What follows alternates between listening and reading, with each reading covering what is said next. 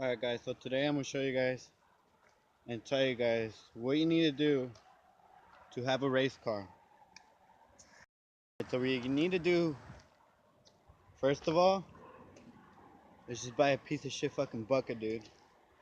Like the one I got. Got it for $200.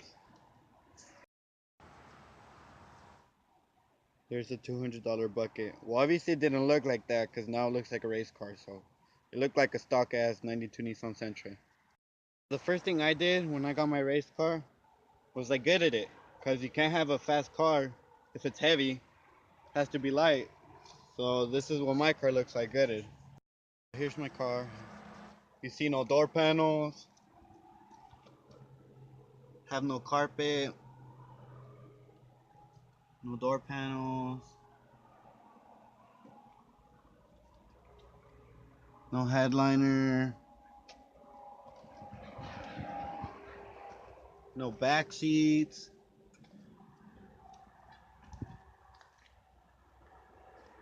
Even the trunk, I don't even have anything besides my necessities.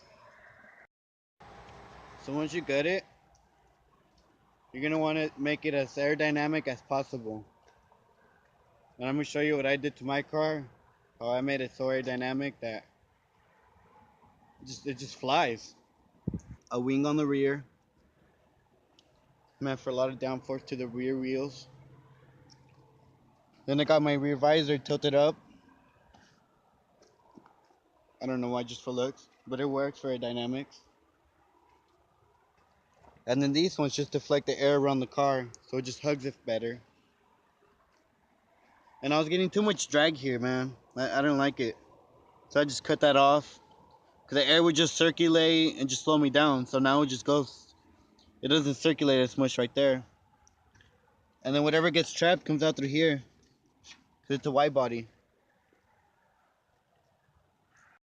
So once you gut it, once you make it aerodynamic, you want to lower it. Because your car is nothing if you get a lot of body roll. So here's how I did mine. Alright, that's how low my car is. So what I did, it was the best way ever. Get the best of both worlds. It's free, and your suspension gets even stiff. Perfect for autocross. You cut it. You can't go wrong with cutting springs. It only makes it better. Cheap easy way to make your car look lowered. Get that 2-inch slip from Home Depot. It's for garden edging. It works wonders though, look at it. Makes my car look low on the grass. Look at that over there. I think I'm scraping on the grass. Holy shit. And what truly makes your car a race car is you can have all those mods, but there's nothing to it if your car's slow. So this is how I modded mine to go faster, and it works. Alright, so you can't be a race car if there is not one thing painted red.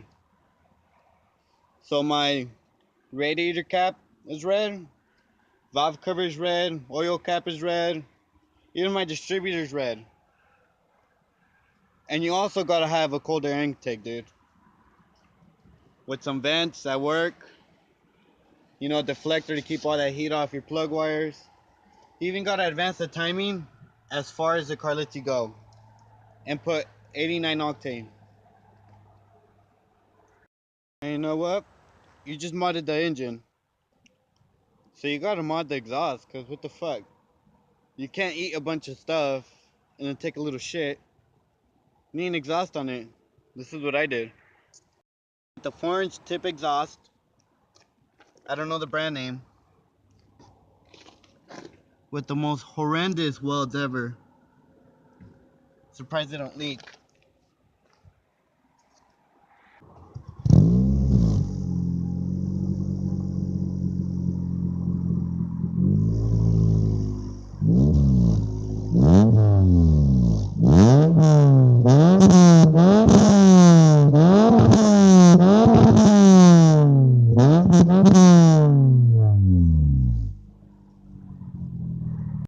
So this is inside of the car.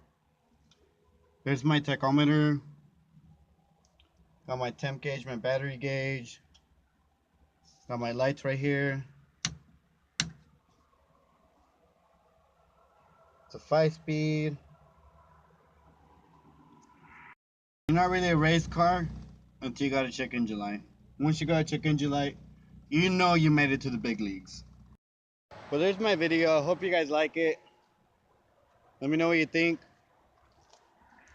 because that is how you really build a race car.